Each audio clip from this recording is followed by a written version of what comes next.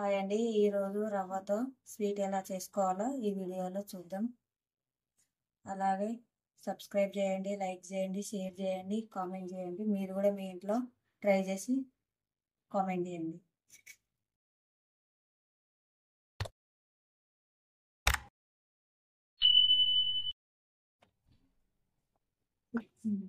ఇప్పుడు stove off పాలను ఇలా కలుపుతూ ఒక పొంగు వచ్చేంత వరకు పాలను వేడి చేసుకోవాలి.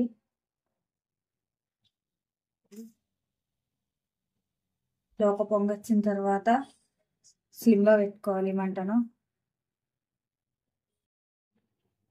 పాలను ఇలా ఒక పొంగు వచ్చేంత వరకు వేడి చేసుకుంటే సరిపోతుంది.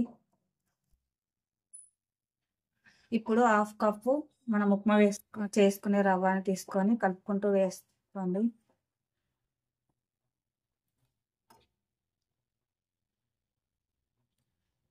రవ్వ వేసుకున్న తర్వాత కలుపుతూనే ఉండాలి, ఎందుకంటే కలపడం ఆపేస్తే గడ్డ కడుతుంది. ఇలా మొత్తం దగ్గర పడేంత వరకు కలుపుతూ ఉండాలి.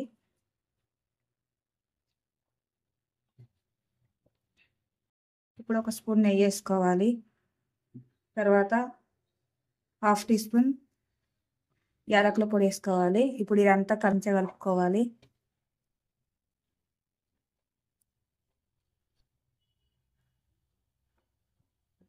మంట మాత్రం తక్కువనే పెట్టుకొని కలుపుకోవాలి, లేదంటే మాడిపోతుంది. ఇప్పుడు స్టవ్ ఆఫ్ చేసుకొని ఇది కొంచెం చల్లారేంత వరకు పక్కన పెట్టుకోండి.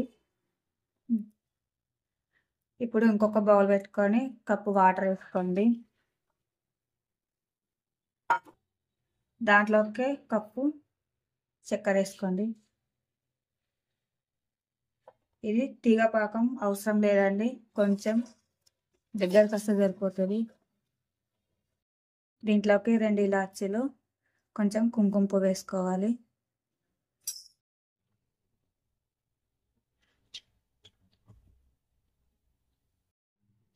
మరీ తిక్కుగా రావాల్సిన అవసరం లేదండి. ఇలా చూస్తే ఇలా వస్తే సరిపోతుంది. ఇప్పుడు స్టవ్ ఆఫ్ చేసి దీనికి మూత పెట్టి పక్కనే పెట్టుకోవాలి. ఈ మిశ్రమాన్ని మనం చేతితో తాకేంత వేడున్నప్పుడు దీన్ని 3 నుంచి 4 నిమిషాలు మంచిగా కలుపుకోవాలి. మీరు 3 నుంచి 4 నిమిషాలు ఇలా కలుపుకున్న తర్వాత ఇలా ముద్దలాగా వస్తుంది. ఇప్పుడు దీంట్లోకి చిటికెడు కూడా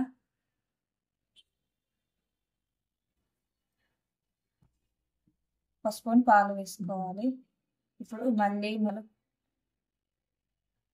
ఇప్పుడు మళ్ళీ 3 నుంచి 4 నిమిషాలు మంచిగా కలుపుకోవాలి. సోడా కొంచెమే వేసుకోవాలండి, ఎక్కువ అయితే మీరు నూనెలో ఫ్రై చేసేటప్పుడు పలిగిపోతాయి. సో కొంచెం వేసుకోండి. మీకు రవ్వ మిశ్రమం కలిపేటప్పుడు చాలా గట్టిగా అనిపిస్తే మళ్ళీ ఒక స్పూన్ పాలు వేసుకొని ఇట్లా ముద్దలా వచ్చేలా కలుపుకోండి. చూడండి, ఇప్పుడు పిండి అయినది ఇలా రావాలి. చేతికి కొంచెం నెయ్యి అప్లై చేసుకొని కొంచెం కొంచెం తీసుకొని ఇట్లా బాల్స్ లాగా చేసుకోవాలి. ఇలా చేసుకోవాలంటే కొంచెం మందంగానే ఉండాలి. ఒకవేళ మీకు ఇలా చేసేటప్పుడు క్రాక్స్ వస్తే మళ్ళీ పిండిని ఒక 3 నుంచి 4 నిమిషాలు కలుపుకోండి. అలా కలుపుకోవడం వల్ల ఇలా క్రాక్స్ అనేది రావు. చూడండి, ఇలాగే ప్రతిసారి చేతికి నెయ్యి అప్లై చేసుకుంటూ చేసుకోవాలండి. నెయ్యి అప్లై చేసుకోవడం వల్ల తొందరగా డ్రై అవ్వకుండా ఉంటాయి. మీకు పెద్దగా కావాలంటే పెద్ద సైజ్ చేసుకోవచ్చు, చిన్నగా కావాలంటే చిన్న సైజ్ చేసుకోవచ్చు. హాఫ్ కప్పు రవ్వకు 14 పీసెస్ అయ్యాయి. ఇప్పుడు దీనిపైన ఒక మూత పెట్టి పక్కన పెట్టుకోవాలి, ఎందుకంటే ఇవి డ్రై అవ్వకుండా ఉంటాయి కాబట్టి.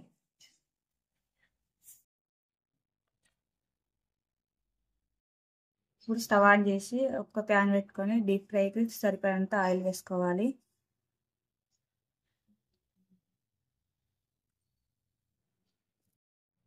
ఆయిల్ హీట్ అయ్యాక మంటను లో ఫ్లేమ్లో పెట్టుకొని ఒక చిన్న కట్లెట్ లాగా చేసుకొని దీన్ని వేసుకొని చూడాలి.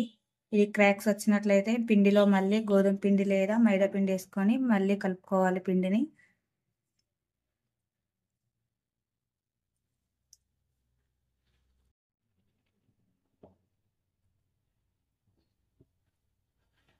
ఒకటిగా కొన్ని వేసుకోండి.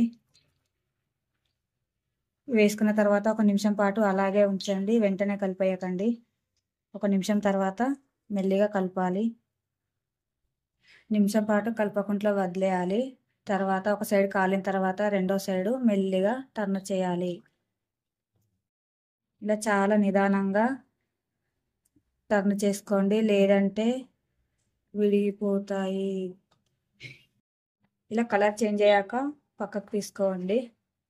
ఇలాగే మిగతా వాటిని కూడా ఫ్రై చేసుకోవాలి. చూడండి, ఈ కలర్ వచ్చేంత వరకు ఫ్రై చేసుకోవాలి.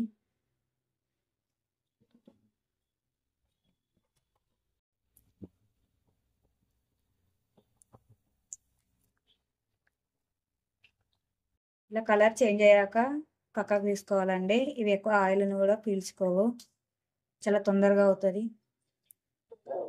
ఇప్పుడు మనం ముందుగా రెడీ చేసుకున్న షుగర్ సిరప్లో వేసుకోవాలి. మనం డీప్ ఫ్రై చేసిన వెంటనే వీటిని వేసుకోవద్దండి. దాంట్లో ఒక 2 నిమిషాల తర్వాత దీంట్లో వేసుకోవాలి. సిరప్ కూడా షుగర్ సిరప్ అనేది కొంచెం గోరువెచ్చగా ఉండాలండి. వీటిని అర్ధగంట పాటు పక్కన పెట్టుకోండి.